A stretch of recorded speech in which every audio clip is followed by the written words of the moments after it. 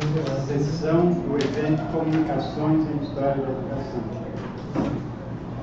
edição de setembro. Bem, então, hoje, essa sessão foi dedicada à apresentação dos resultados do estágio de pós-doutorado do professor Luiz Fernando Sangenis, Luiz Fernando Gomes Sangenis, que é professor da Universidade Estadual do Rio de Janeiro, da UERJ, atuando na Faculdade de Formação de Professores. Uma novidade, né? A UERJ tem uma faculdade específica de formação de professores.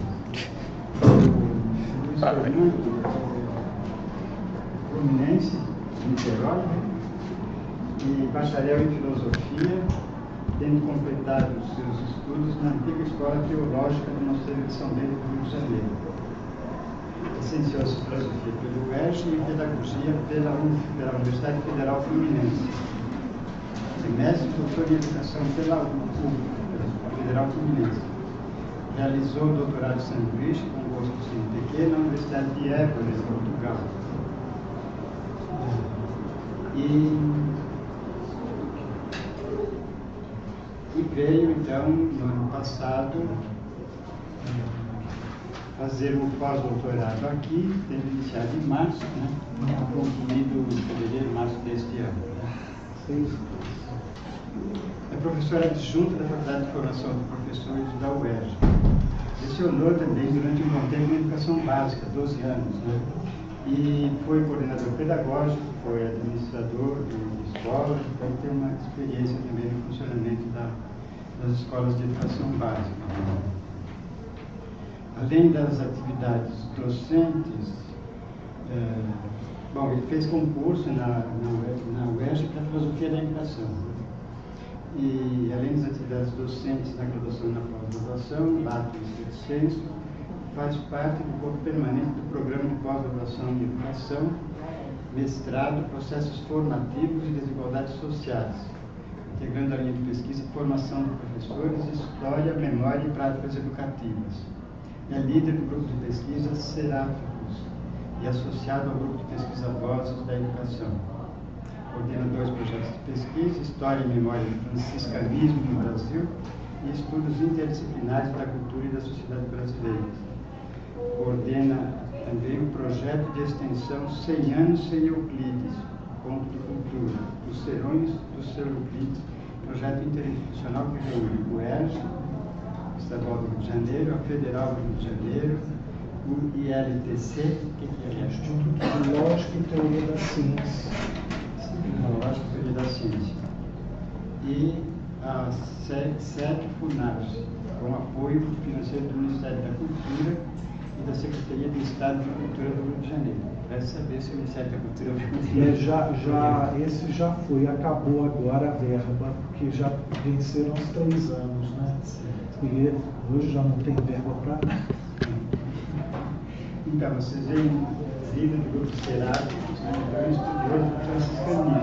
O doutorado dele foi publicado de Hidrogênese e Pensamento Único. Então, ele abre a polêmica aí da primazia dos franciscanos ou dos jesuítas, né?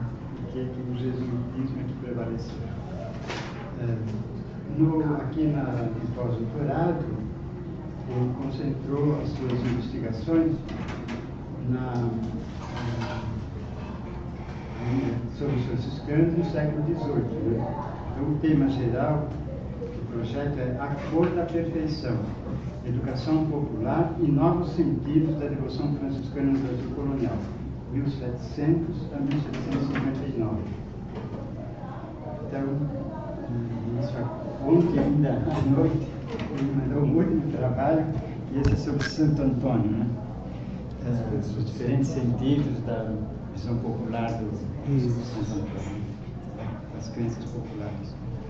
Bem, então eu passo a palavra a ele para expor os resultados aí das suas pesquisas. Bom, eu acho que vai ser melhor, por causa dessa filmagem, eu falar sentado, né?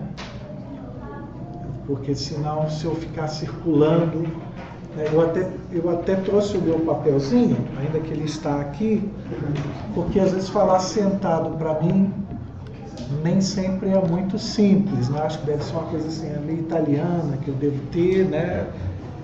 Mas vamos lá, eu vou me conter aqui. Bom, em primeiro lugar, eu gostaria de agradecer muito ao professor Berneval Saviani por me dar esta oportunidade, e vocês vão entender por que isso. Eu nunca pensei em fazer pós-doutorado, nunca pensei, mesmo. Né? Tanto é que depois de 15 anos na UERJ, eu resolvi fazer pós-doutorado. Né? Porque é impressionante como a gente, dentro da academia, quando não tem, a gente cria hierarquias, né? Então, no dia que veio uma pessoa no meu programa de pós-graduação para ser orientada, alguém disse assim, olha, só pode orientar quem tem pós-doutorado. Eu nunca tinha ouvido isso, acho que nem existe isso. E aí, eu passei uma fase muito complicada na minha vida particular, evidentemente que isso se reflete na vida acadêmica, e eu achei que eu devia de dar um tempinho, ainda que 6 meses.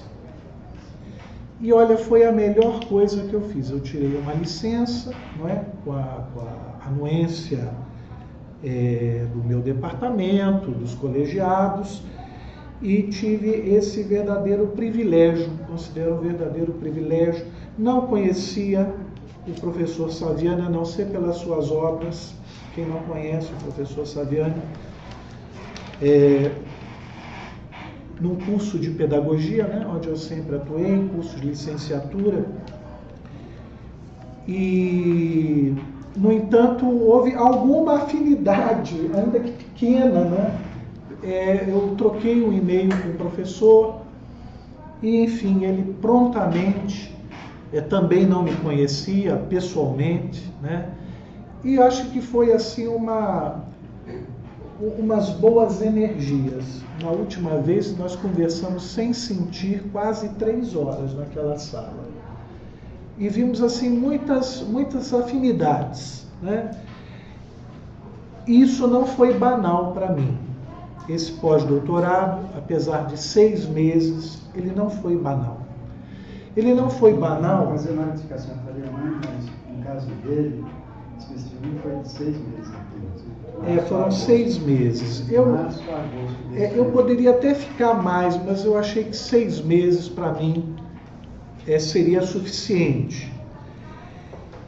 E vocês vão ver que eu fiz assim novas descobertas mesmo. Né? Primeiro eu reencontrei nessa possibilidade do pós-doutorado o que de alguma forma estava sempre presente, mas que teve uma força muito grande, que foi a tese de doutorado, que o professor Saviani referiu, que foi publicado pela editora Voz, ainda está em catálogo. E para mim esse é um trabalho, vamos dizer assim, seminal, né?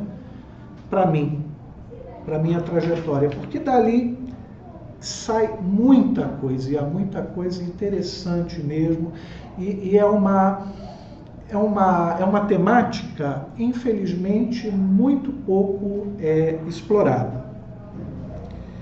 Eu trabalho com os franciscanos na educação, enquanto há um monte de pesquisadores, de grupos de pesquisa em história da educação, que trabalham com os jesuítas, fazem encontros nacionais, etc. E eu, por causa da minha própria trajetória de vida, teimei nisso. Né? Eu tinha uma intuição, essa é uma intuição que não é nem minha, depois eu vi que era do Freire, do Gilberto Freire. Ele disse que era necessário que alguém se interessasse em Casagrande e Senzala pelo estudo dos jesuítas, né?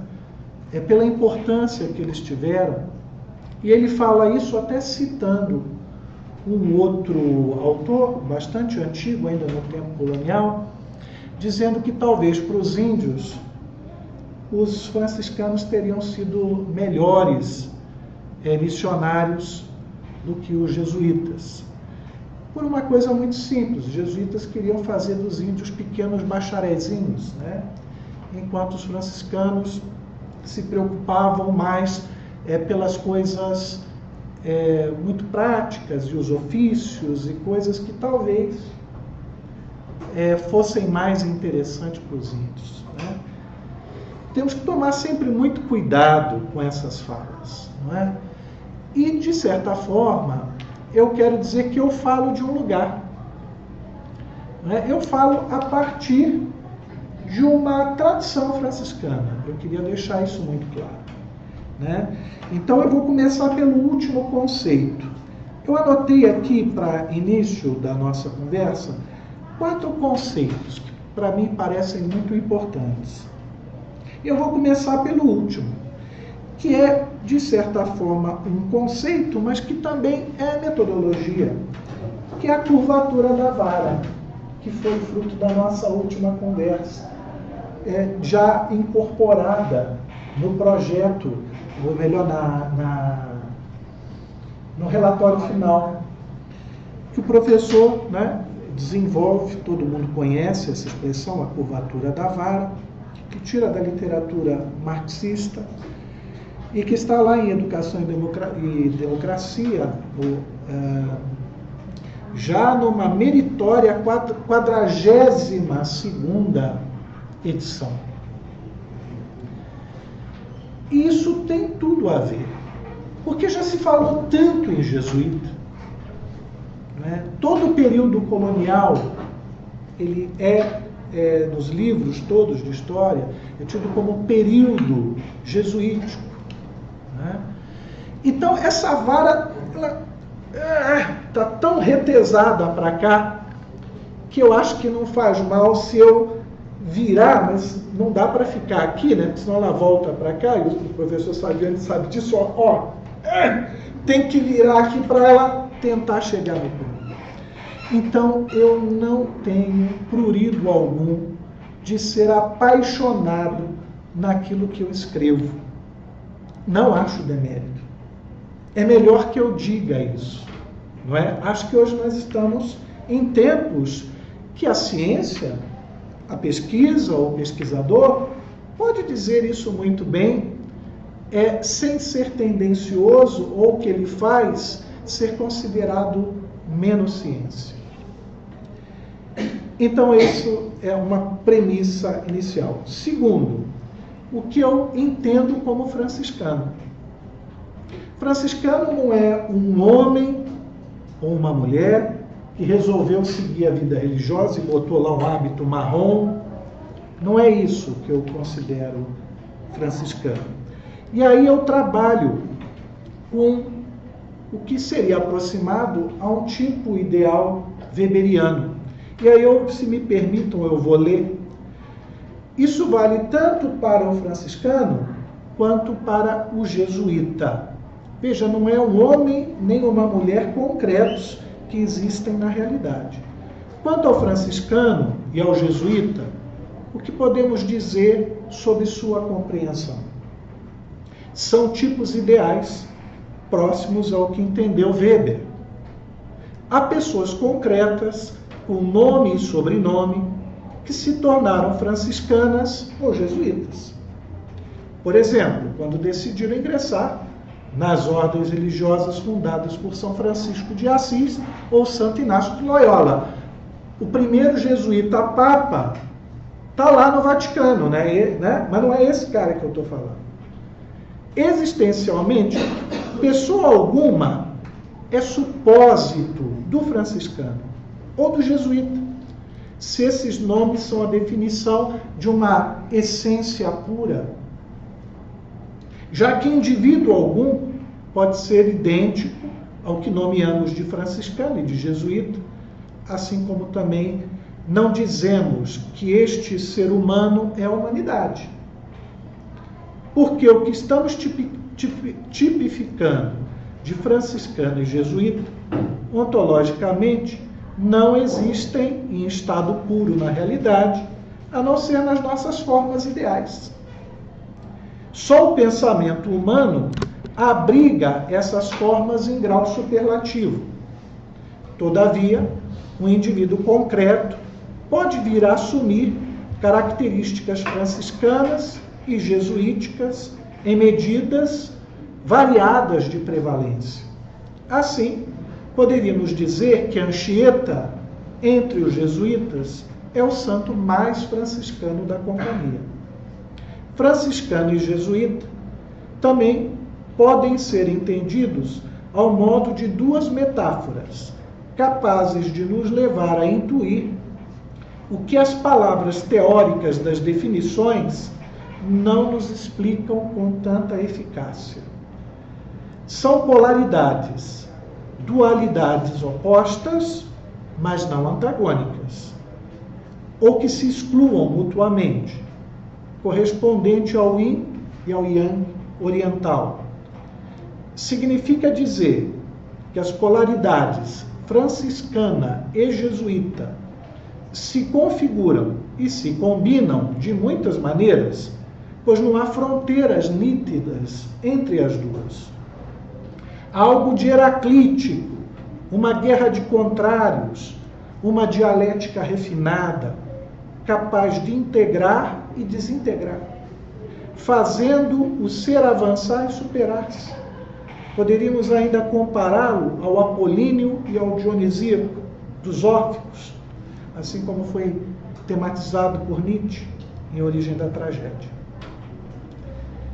E vou parar por aqui, porque acho que já deu para entender quando eu falo em franciscano ou em jesuíta, o que eu estou entendendo.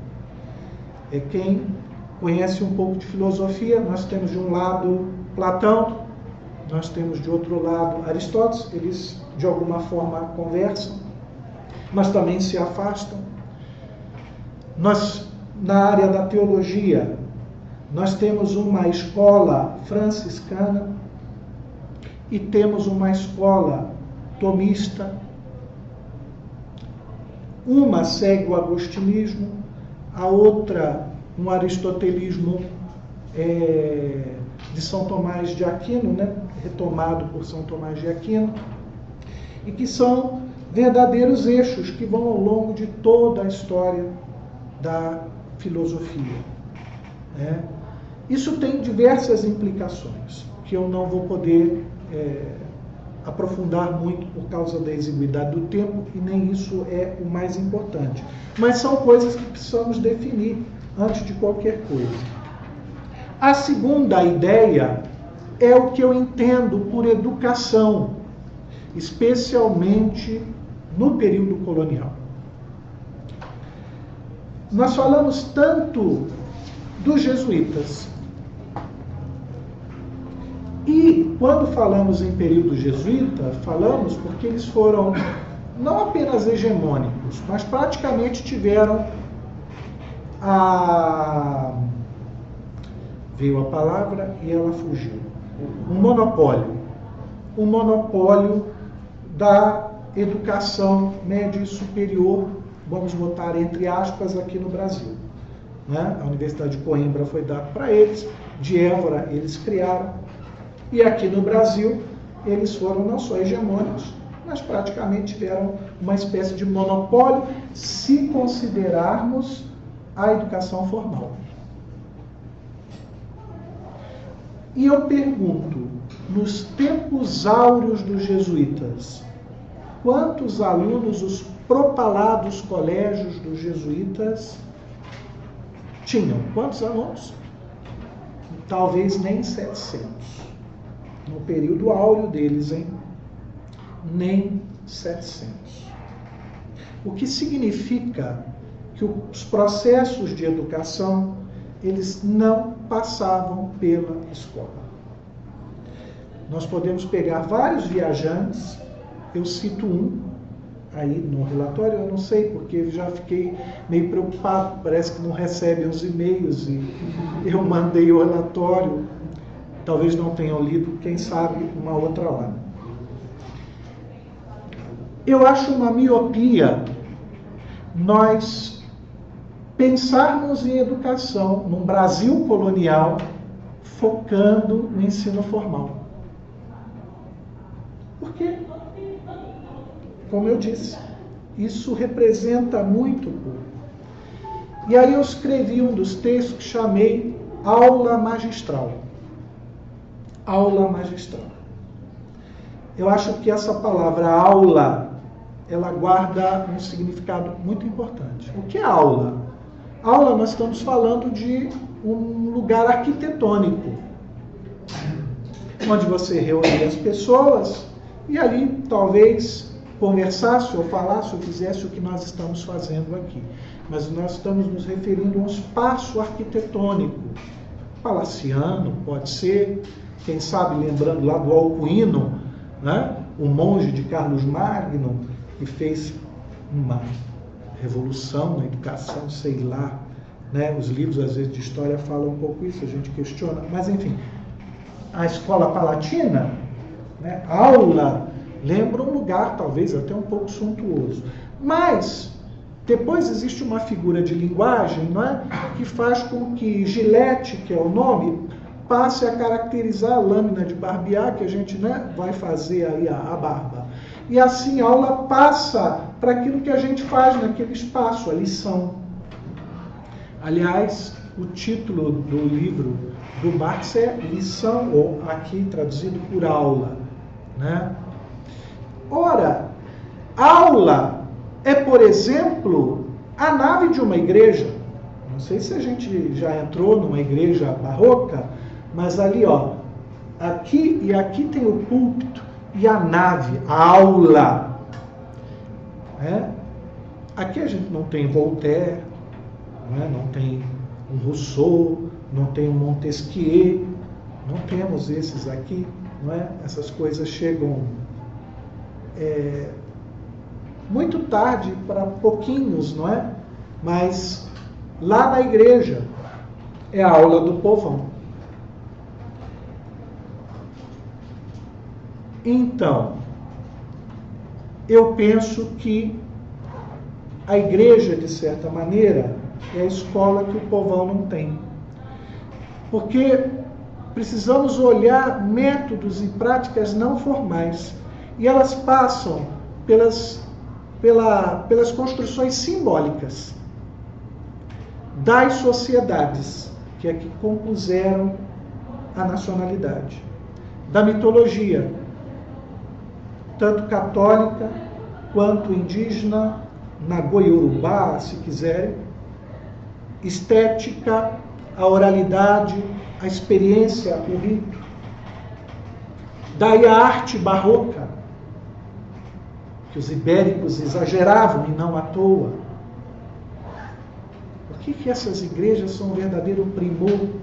Porque ali está o símbolo, ali está a imagem, a escrita pictórica, a sermonística, a festa, a religião oficial, mas sobretudo a sua expressão popular quase herética ou subreptícia.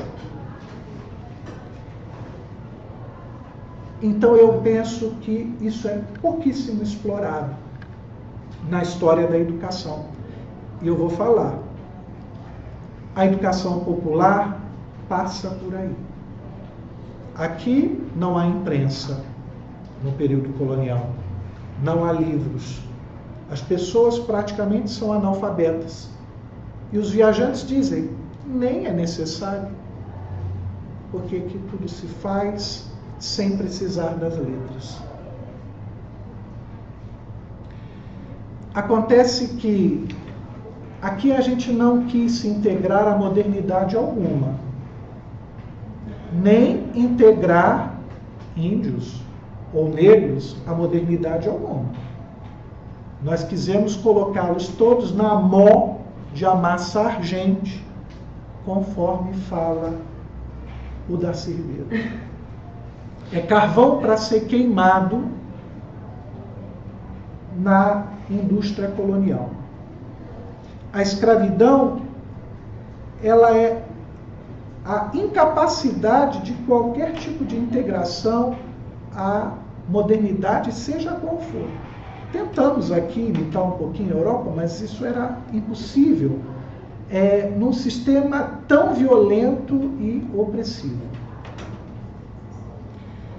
Só que a fé, a religião, a cultura, ela é resistência. Essa a gente pode arrancar o braço, arrebentar a pessoa, violentá-la, matá-la, mas a gente não consegue arrancar esse aspecto da cultura. E que aqui tem um peso muito forte, porque foi se valendo disso toda a resistência. Daí um outro conceito importante, que é sincretismo. Eu prefiro o sincretismo. Há quem fale em hibridismo, em ribaba, há quem fale em mestiçagem, Grudzinski. Eu prefiro sincretismo. Prefiro a expressão sincretismo não exatamente enquanto as suas formas folclorizadas, rígidas, já que o sincretismo, como eu entendo, a partir de outros autores, que já vou mencionar, ela tem uma forma fluida, mutável, variável, longe de toda fixidez, ou fixidez. O sincretismo ainda está rolando hoje. Então veja, franciscano, educação, como eu aconselho no período colonial, sincretismo e a curvatura da vara. As questões metodológicas. Eu tenho que trabalhar com a transdisciplinaridade em vista da complexidade do que nos falta, e essa reunião anterior mostrou isso. Acho que nunca nós precisamos tanto de uma dimensão da educação que a gente chamaria de humanismo.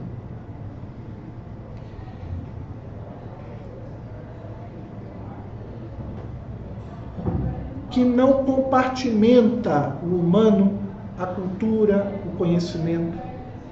Diálogo, portanto, com a sociologia, com a antropologia, com a filosofia, com a história, com a teologia, com a literatura, mas, sobretudo, com o saber popular brasileiro. E aí esse livro aqui li e achei sensacional, porque é um artiguinho pequeno, mas que pode nos ajudar tanto nas questões que a gente fala de multiculturalismo na educação. Eu não vou falar indígena nem afro-brasileiro, eu vou falar brasileiro, a partir desse artigo do professor Saviani, que ele trabalha não como uma cultura diferente, mas como parte da nossa cultura brasileira, que é tão rica, e que é um regionalismo, não é? Ou talvez uma dicção de um lugar ou outro. Talvez os índios, como o professor falou, podemos falar que em algumas situações são de outra cultura, né? E por isso eu vou falar do saber popular brasileiro. Ainda que no texto eu fale em afro-brasileiro, porque em alguns momentos a gente tem que marcar um pouco isso.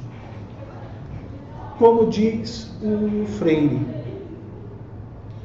a alma brasileira ela é franciscana, é jesuíta também, mas eu aposto que ela é mais franciscana. O Freire também. Mas não vamos encontrar isso no livro dos doutos, mas na vida do povo. E aqui eu começo a minha história nesse pós-doutorado. Eu dei várias ideias para o professor Dermeval. Ele disse assim: não, faz esse do negro, esse vai dar certo. Professor, obrigado, deu muito certo. O negro, em que sentido? Vou falar algumas coisas aqui. Bom, só para o referencial, tá? Eu me baseei em leitura de Euclides da Cunha, Nina Rodrigues, Arthur Ramos, Gilberto Freire, Edson Carneiro, Roger Bastide, Pierre Fatumbi, né, ganhou até esse nome, Verger, Sérgio Buarque de Holanda, Darcy Ribeiro, Lodi, Reginaldo Prandi, Luiz Motti e muitos outros. A maior parte deles estão na área que a gente diz sociologia, antropologia, história, essas coisas. Para esses caras a gente não sabe muito bem qual é a fronteira. Mas também agora passei a fazer uma jornada um tanto quanto etnográfica, viu? E estou indo lá em alguns lugares. E recebi umas ajudas muito interessantes do pai Marcelo de Ogum, chamado também de Baba Oniatan, do Rio de Janeiro. Meio assim, consultor, sabe? E eu acabei indo para a Umbanda mesmo, para ver como é que isso acontece. Por isso eu falei, eu estou numa fase agora etnográfica. E fontes dos primeiros trabalhos. Depois eu não viajei na maionese, mas eu fui longe, vocês vão ver. Até para parar em terreiro. O Jaboatão, conhecem esse nome? Frei Antônio de Santa Maria Jaboatão. É um nome, pessoal. É um nome, é uma figura extraordinária que nós deveríamos de conhecer mais. Poeta, genealogista, espírito polêmico, devia de ser uma figura. No fim da vida, teve 10 anos de silêncio, foi calado pela ordem, porque ele devia de falar tudo que pensava. E escreveu um livro que está hoje, ainda bem, a internet, uma coisa maravilhosa, viu? Para o pesquisador hoje, a internet consegue verdadeiros milagres. E um orbe novo seráfico do Jaboatão está na biblioteca do Senado, completamente digitalizado. E a outra, Flor Peregrina. Esse é um franciscano que não chegou a ser padre, era um irmão religioso, e por isso mesmo me interessa. Escreveu o livro em 1745, se eu não me engano, sobre São Benedito o Preto. E outro, Jaboatão Místico, que é um livro do Jaboatão, também do século XVIII, que também está na internet. Olha que maravilha, não precisa a gente viajar para ter as coisas. E um discurso muito interessante que eu relato num primeiro texto, que é um sermão que ele fez, por isso a aula, o sermão deve ter durado 1h e tanto, sobre o beato Gonçalo Garcia Pardo, num Recife escravocrata de Plantation, em que se duvidava que a santidade poderia se conciliar com alguém que tem sangue infecto, ou seja, negro, ainda que fosse chegado ao branquinho, o pardo. Foi trazida uma imagem de Portugal por um laico que viu culto a Gonçalo Garcia. Quem é Gonçalo Garcia? Um cara que nasceu na Índia, de pai português, mãe indiana, que foi parar com os jesuítas no Japão. Se ferrou no Japão, porque os franciscanos também entraram contra a vontade dos jesuítas. E realmente os jesuítas, talvez na lógica deles, tivessem razão. Um shogun daqueles grandões lá disse: olha, vem cá, vocês brigam muito. E chegou para São Francisco Xavier. Você não falou que só tinha um Deus? Por que vocês brigam tudo? Isso não é verdade. Então cai fora. São Francisco Xavier, que era inteligente, pegou a mala e a cuia e se mandou do Japão. Quem ficou, mandou prender todo mundo, levou a pé para Nagasaki e mandou crucificar todo mundo. São os 26 mártires do Japão, entre eles Gonçalo Garcia. Uma figura simplesmente desconhecida. Os 26 mártires tem alguns lugares. Em Recife tem, por exemplo, na Igreja da Ordem Terceira. Tem lá. Mas ninguém sabe quem são aqueles mártires, né? Por um acaso, eu não sei porquê, no Recife. Esse cara morreu no século XVI. No Recife do século XVIII, trouxeram um pardo que morreu santo, porque Marte, então ninguém duvida da santidade, mas duvidava da cor. E consultaram N pessoas. Não, isso aí não prospera, não. E o cara trouxe a imagem do Porto, de Portugal, provavelmente do Porto, e quis dar em Recife o mesmo culto. Não encontrou guarida de ninguém. Até que recorreu a Jaboatão. E Jaboatão pegou a causa. E o outro franciscano pegou a causa, inclusive, e ele escreve, esqueci o nome da obra, alguma coisa magistral. E ele conta em detalhes uma festa que demorou 2 semanas, como era costume acontecer no período colonial. As festas populares aos santos, às vezes duravam 1, 2 semanas. De tudo que vocês podem imaginar. Até concurso de poesia e de textos escritos. Por isso eu digo a vocês, a educação passa por outras esferas. Esse discurso vocês têm que ler, porque é uma peça sensacional de defesa da cor parda a partir de uma bem-aventurança do Evangelho. Ele diz: eu não vou falar da santidade, porque não há dúvida, é Marte. Eu vou falar do pardo santo. E ele vai explicar, metade do discurso, que o Gonçalo Garcia era verdadeiramente pardo. E vai provar por A mais B.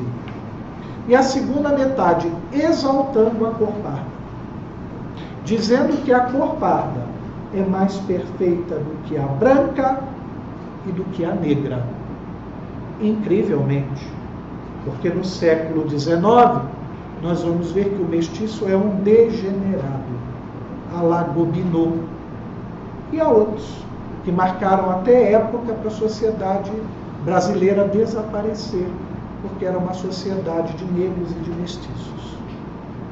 E Jaboatão defende ao contrário, prova filosoficamente, biblicamente, teologicamente, logicamente, sei lá mais quantos mente, que a cor parda é a mais perfeita.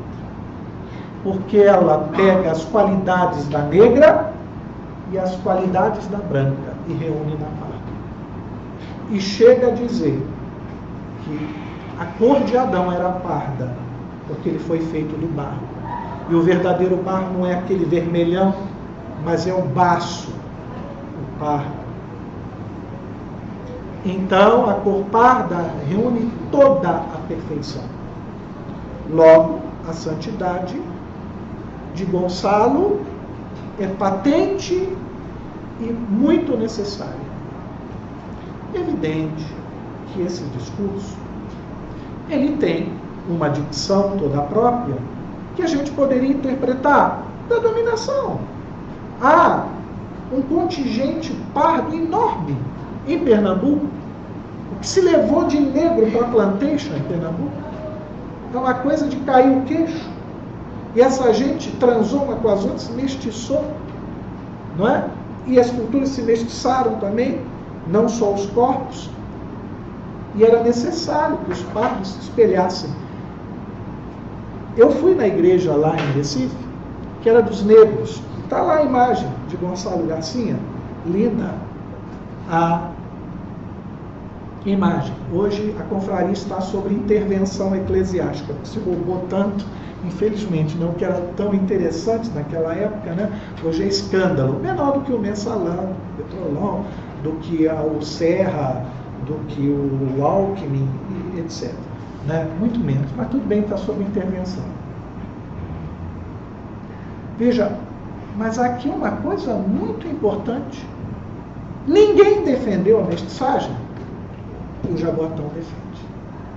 E o outro frade lá, que eu esqueci o nome depois, tem um texto lá, defende. O professor dele na Bahia, do Jaboatão, fez também um sermão que está publicado, mas ele pede desculpas para mencionar a cor do santo, que era parda, como se fosse uma vergonha, e usa pardo uma única vez. Então, dentro da ordem franciscana, né, isso não é unanimidade. Isso eu deixei claro o conceito no início. E o Apolinário da Conceição, com a beatificação de São Benedito. Detalhe, esses caras só vão ser santificados depois, beatificados ou santificados, mas já tinham culto instituído, especialmente pelas confrarias de homens negros e de homens pardos. São Benedito, ele já veio nos navios tombeiros, com Nossa Senhora do Rosário, porque os franciscanos, os jesuítas, menos, jesuítas não gostavam de África, não, né? Eles gostavam de Rendia.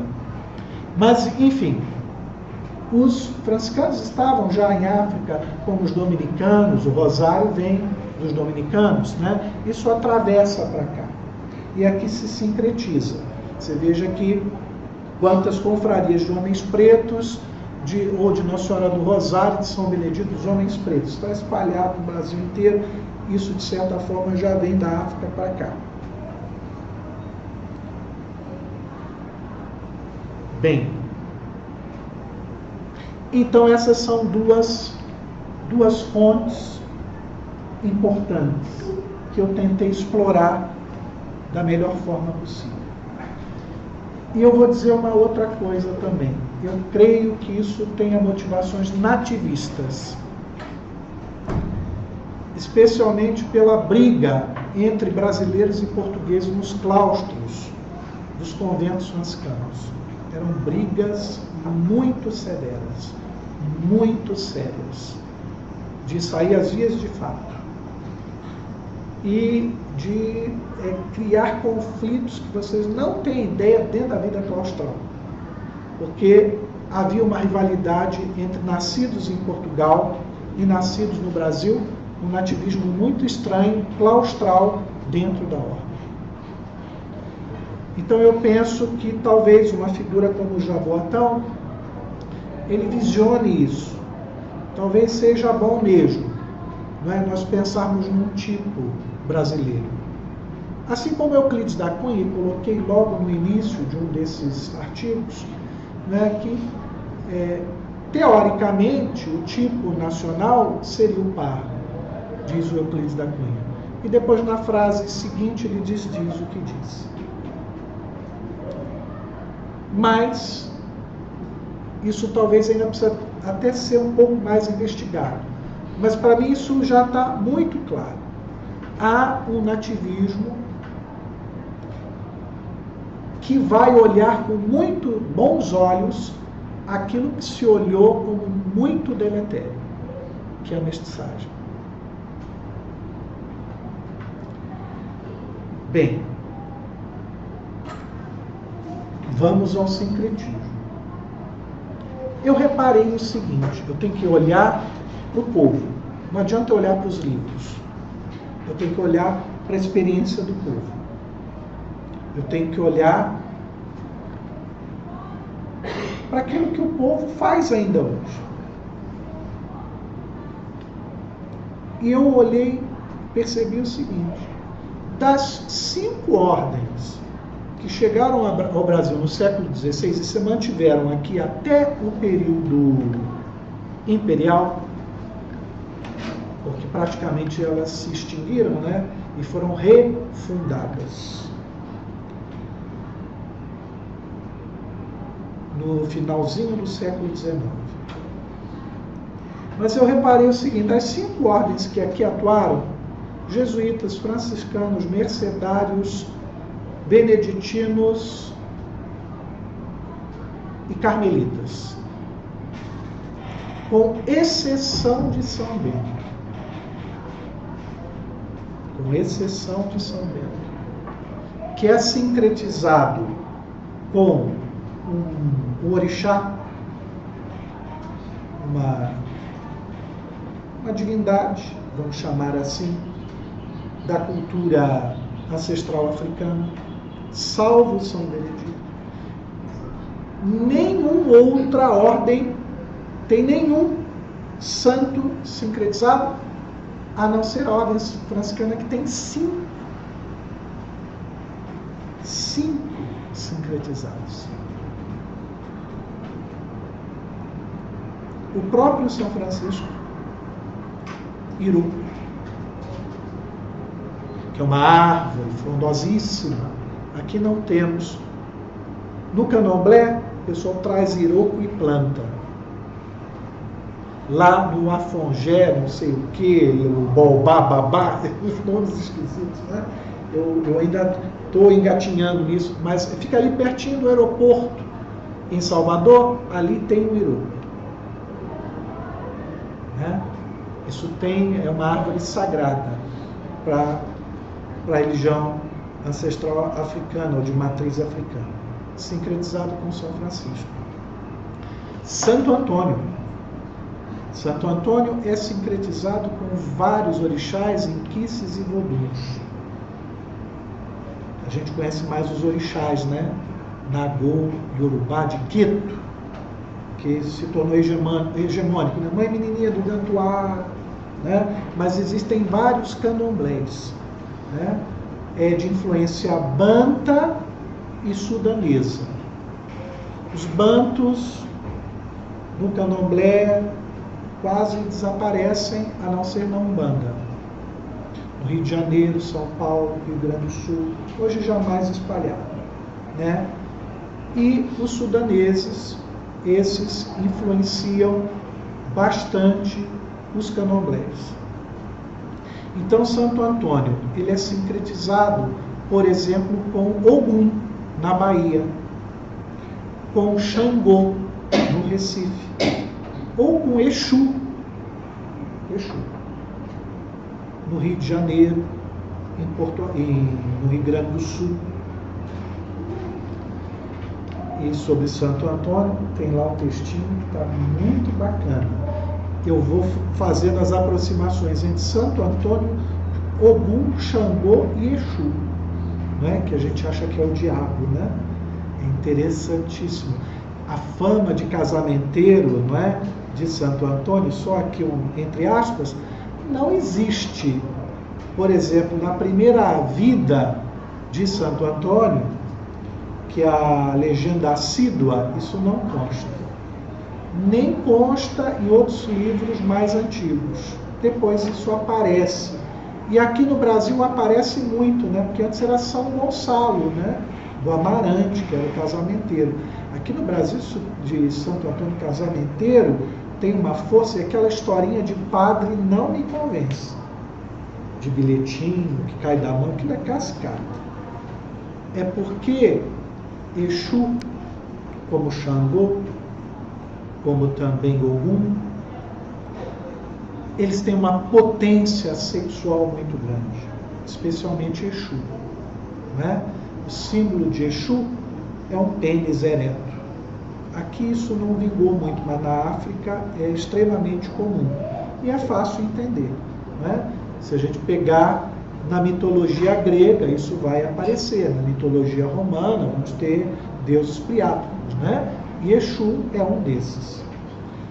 E eu penso que daí vem a grande fama de casamenteiro, porque as mulheres casadoras vão fazer uma reza brava, de obrigação, essa reza brava, para arranjar homem bom. E homem bom não é só trabalhador, mas é bom de cama e dá filho, né? Daí a fama de casamenteiro. Evidentemente que na dicção católica, não é? A sexualidade ela precisa ser reprimida. E o heroísmo é a castidade. Esse é o heroísmo do santo, que se martiriza, não é? Freudianamente falando, óbvio, não é? Enquanto que para a religião africana, isso pode liberar, né? Um é o superego absoluto, o outro o id que arrebenta a boca do balão e muito necessário e aceito, né? Exu é muito parecido com os humanos, é dos orixás o mais parecido com os humanos, porque nós somos assim, não é? Só que nós nos reprimimos por causa da nossa cultura judaico-cristã, nos trópicos menos. Então Exu, de certa maneira, vou repetir, Santo Antônio se parece muito com Exu. Isso faz uma diferença. Não é Exu que parece com Santo Antônio, nem Xangô que parece com Santo Antônio, ou Ogum que se parece com Santo Antônio. É Santo Antônio que se parece com eles. E é interessante, ainda que não esteja escrito, mas um parêntese mais alargado, é muito interessante porque a gente não pode ir à biografia oficial, esquece isso. A gente até pode ir para ter um balizador, mas esquece. Porque o catolicismo que a gente vive aqui não tem nada a ver nem com a geografia do santo, que já é tão, especialmente entre os ibéricos, né, que é tão rica em milagres, em acontecimentos, não é? O autor tem uma liberdade tremenda nessas agiografias, né, de caráter muito popular. Mas veja, mesmo essas agiografias, elas não servem propriamente. E aí, de fato, a gente tem que ir lá no meio mesmo, né? Um pouco para perceber como é que é isso. E é interessante o seguinte, o catolicismo ele é muito belicoso, né? Mas Santo Antônio não é nada belicoso, homem da paz e do bem, né? Não é isso? Ainda que é martelo dos hereges, diz Algrais, a gente já fica pensando quão doce, não é? Era essa atividade missionária para ser o martelo dos hereges, né? Mas o martelo é ferroso, viu? Tem a ver com aquele machado de dois lados, de Ogum, de Xangô, é uma ferramenta de Xangô. Mas muito bem, o fato é que Santo Antônio, ele se militariza, porque Xangô e Ogum são guerreiros, são violentíssimos. Isso começa, a trajetória militar de Santo Antônio no Brasil, começa com Santo Antônio de Arguim, contado por Jaboatão. Ali começa a carreira militar de Santo Antônio. E ele vai ser levado para as guerras dos brasileiros, dos portugueses, contra os franceses, contra os holandeses, contra os piratas, contra os próprios portugueses, lá dentro do Quilombo dos Palmares. Santo Antônio também estava lá. Santo Antônio defendeu o Rio de Janeiro durante 2 vezes. Quando os piratas saqueavam o Rio de Janeiro, o pessoal tinha que fugir para o convento de Santo Antônio, que é uma verdadeira fortaleza, e ali surgiu Santo Antônio do Relento, né? Recebeu várias patentes militares de soldado raso, capitão, tenente-coronel. Onde não tinha tropa, recebeu o título de vereador, com soldo correspondente. Se forem à Bahia, vão ver o uniforme de Santo Antônio. Se forem ao convento de Santo Antônio do Rio de Janeiro, também vão encontrar. Ora, quando o negro se depara com Santo Antônio, guerreiro, glorioso Santo Antônio, guerreiro, é Ogum, na Bahia, é Xangô, porque é violento, é guerreiro, ele vence. Mas onde está isso? Na biografia? Não está na biografia. A mesma coisa São Benedito. Né? Benedito e Ossain. E eu escrevi um texto, me baseando lá no frade Apolinário da Conceição, que defende que a cor negra é a mais perfeita. Um pouco mais simplório. Mas, de qualquer maneira, diz ele, A natureza não cria uma flor negra, mas Deus plantou no jardim da graça uma flor negra, de cor mais perfeita, e essa é São Benedito. Então é muito curioso esse tipo de exaltação, né? Passa a haver um agiológio de cor, que não é exclusivo dos franciscanos, é bem verdade. Santa Ifigênia, Elesbão, que são etíopes, aqui também são exaltados, não é? De uma forma diferente, sim. Mas veja, isso não é um exclusivismo. É muito importante. É o meu colega da UERJ que trabalha com esse angiológio de cor dos carmelitas. No entanto, essas figuras são muito mitológicas, né? Elas são lá do 8º, 9º século, né? E que isso foi trazido aqui para o Brasil. Acho que minha hora está acabando, né? Bem, vamos ver se eu consigo terminar isso. Eu ainda vou me propor a escrever sobre. Então foi São Benedito, agora Santo Antônio, São Francisco com Iroco, porque aqui uma coisa sensacional que significa Iroco na ancestralidade africana, nas religiões de matriz africana também no Brasil, na Umbanda, especialmente para o Candomblé.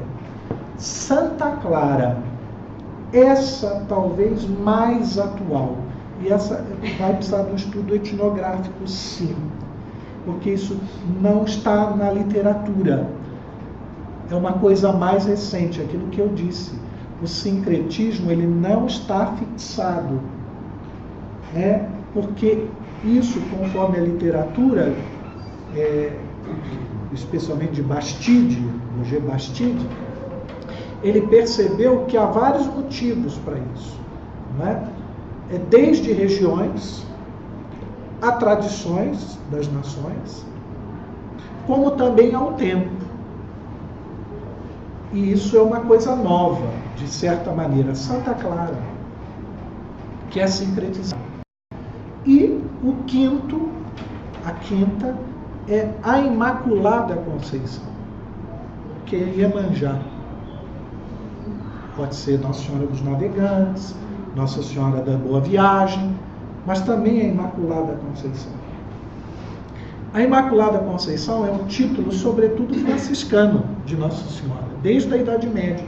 Os grandes defensores da Imaculada Conceição foram os franciscanos. Tanto é que em todos os lugares que eles iam, defendiam lá e botavam o culto à Imaculada Conceição, o nome das províncias. Em Portugal e no Brasil, Imaculada Conceição. Onde vocês forem e verem igrejas de franciscanos, é Imaculada Conceição. Como Rosário, hoje não, hoje já não é mais assim. Como Rosário era uma coisa de dominicanos. Como a Via Sacra era uma coisa de franciscanos. Para você introduzir a Via Sacra numa igreja, você tinha que chamar um franciscano. Havia-se uma certa exclusividade, né, em determinados cultos. Né? Então, veja, 5 figuras fundamentais do franciscanismo e que são sincretizadas nas religiões de matriz africana e também nas umbandas. Todas essas figuras, especialmente na Umbanda, né, vocês vão encontrar, né, também no Candomblé. Então esse é um mundo novo para mim. E eu vejo quão ignorante eu era e quão preconceituoso eu era. Isso eu adquiri em um ano, talvez, uma nova consciência. E que lei é pouco. Porque eu penso que a nossa cultura, ela é tão devedora dos africanos, como também dos índios, que eu penso que nós deveríamos olhar, analisar muito seriamente, já que estávamos falando de currículo de pedagogia, não é? O que a gente vê é que tudo isso entra só para constar, só firulinha, né? Não entra verdadeiramente, a gente não assume isso. Não estou falando de fé religiosa alguma, né? Estou olhando isso num olhar histórico, antropológico, sociológico. Eu era tão ignorante e preconceituoso e não sabia, e isso era grave, muito grave, e eu não sabia, né? Então, para concluir, eu penso que eu ainda vou ter um percurso, né? Conversei com o professor Savianes, provavelmente vou reunir todos esses artigos e vamos fazer um livro, ainda que todos, inclusive o último que eu mandei, estão sob análise de 4 revistas agora. E para terminar, falou da Revista Brasileira de Educação, não é? Essa foi sensacional. Eu mandei os artigos, não sei se vão publicar, mas já aceitaram, já mandaram lá para o consultor, são todas revistas. Olha, eu abusei, viu? Eu mandei tudo para um, eu abusei. Mas muito curioso, professor, o que aconteceu com a Revista Brasileira de Educação, que é a top, né? Em menos de 24 horas eles me entregaram o artigo, de volta, negando, porque não tinha nada a ver com o escopo da revista. Bem, impressionante, com a rapidez que me responderam que nada tinha a ver com a revista. E eu fiquei sem compreender. Porque vocês vejam que se lerem, já sabendo disso, a gente chegou a comentar isso antes até, né? Eu até faço uma força muito grande, não é? Apesar de estar falando em cultura, mas enfim, uma força muito grande para frisar educação popular. Mas não estou falando de EJA, né? Eu estou falando de educação popular no Brasil colonial, né? Se isso não tem a ver com a história da educação, eu não sei o que tem a ver, ainda que ela não seja específica. Mas a negativa foi tão esquisita e tão rápida que eu fiquei pensando, puxa, a gente tem que falar mais dessas coisas nas nossas salas de aula. Bom, e assim, não é porque o eu sistema, agradeço. Termino. Não é porque o sistema dele está fechado, e aí você encaminha, bate e dá o retorno que... Veio uma pessoa lá e escreveu, dizendo que não, que aquilo não tinha nada a ver com o escopo, que eu lesse o escopo, e eu li, né, novamente. Não, eu devo estar maluco, né? Será que eles estão publicando outra coisa agora que não educação? E li, né? Até a gente comentou isso, e o professor Demeval disse assim, olha, não mexe nada, manda para outra.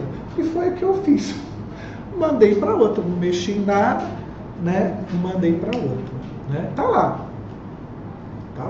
Já é uma grande vitória, né? Pelo menos já distribuíram para aparecer isso. Estou aguardando, né? Mas é isso. Muito obrigado. Agora, eu falei muito. Eu pensei em falar menos, mas eu falei 1 hora. Porque eu gostaria muito de ouvi-los também, sabe?